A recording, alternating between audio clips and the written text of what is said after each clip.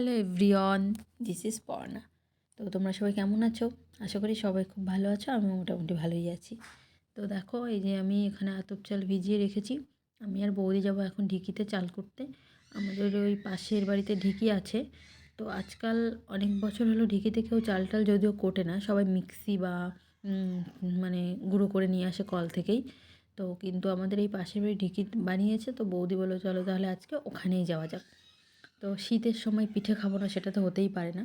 যদিও কিছুদিন আগেই পৌষ সংক্রান্তি চলে গেছে, তখন আমরা পিঠে খেয়েছি, বাট আজকে মনে হলো আবার একটু খাওয়া যায়, তো ওই জন্যেই আমি আর বৌদি চলে গেলাম ওখানে চালটা করতে। এই দেখো, এখানে এই যে সেই ঠিকই ওই আমাদের বাড়ি থেকে জাস্ট পাশের বাড়ি আর কি। তো বৌদি আর আমি এসে গেছি, বেশিক্ষণ লাগবে না, আমরা অল্প কটা চাল নিয়ে এসেছি তো খুবই তাড়াতাড়ি হয়ে যাবে। তো এই যে বৌদি এখানে এসে আগে ঝাড় দিয়ে পরিষ্কার করে নিচ্ছে। এখানে ওর নিচে এমনি সিমেন্ট দিয়ে ভালো করে করা, নোংরা টোংরা নেই। তো তারপরে বৌদি ঝাড় টাড় দিয়ে উনি ঢেঁকিটা পাড়াচ্ছিল, আর আমি চালগুলো ঠিকঠাক করে দিচ্ছিলাম। তারপর আবার বৌদি আমাকে বলছিল তাহলে তুমি গিয়ে এবার একটুখানি পা দাও আর আমি ওখানে বসি, কারণ একা অনেকক্ষণ ধরে না ঢেঁকিটায় পা দেওয়া যায় না, মানে পা ভীষণই ব্যথা করে। তো ওই জন্য বৌদি একটুখানি রেস্ট নিল আর আমি এসে এবার পা দিচ্ছিলাম। তারপরে মোটামুটি একবার মতো হয়ে গেছে। বৌদি অল্প করে কোটা তুলে নিয়ে চালনির সাহায্যে যে চেলে নিচ্ছে, আর আমি বাকিটা পা দেবো।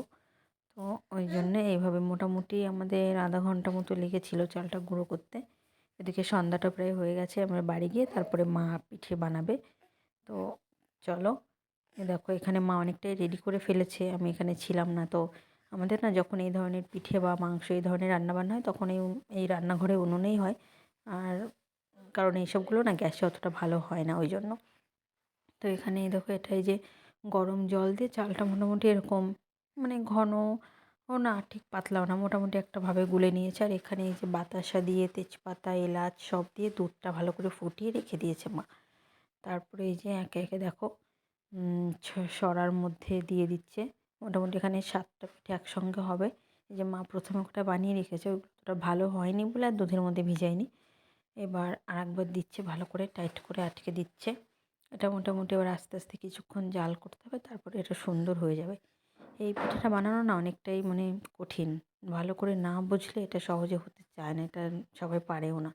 তো যাই হোক, আমি তো মোটে একদমই পারি না। তো মা এই যে হয়ে গেছে, এবার কাঁচি দিয়ে তুলে নিচ্ছে। এইগুলোকে আমাদের এখানে কাচতে পোড়া অনেকে বলে বা সরা পিঠে বলে।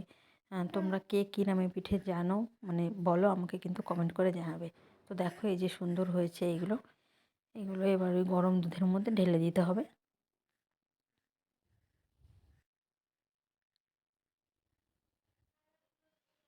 দেখো এই দিয়ে দিলাম। আর আমি না বেসিক্যালি এমনি পিঠে খেতে খুব একটা ভালোবাসি না, মানে মিষ্টি আমার অতটা প্রিয় না। কিন্তু তবুও একটা দুটো তো খাওয়াই যায়, মানুষের ইচ্ছা আর কি, খেতে পারি আর না পারি একটা ইচ্ছা থাকে, তো আমারও সেরকমই। তো এইভাবেই পিঠে বাকি পিঠেগুলো মা বানিয়ে নেবে, আরও একবার দিচ্ছে। তো আজকের ভিডিওটি এখানেই শেষ করছি। যদি ভিডিওটি ভালো লেগে থাকে তাহলে লাইক কমেন্ট আর শেয়ার করে দিও, আর আমার চ্যানেলটিকে সাবস্ক্রাইব করে দিও প্লিজ প্লিজ।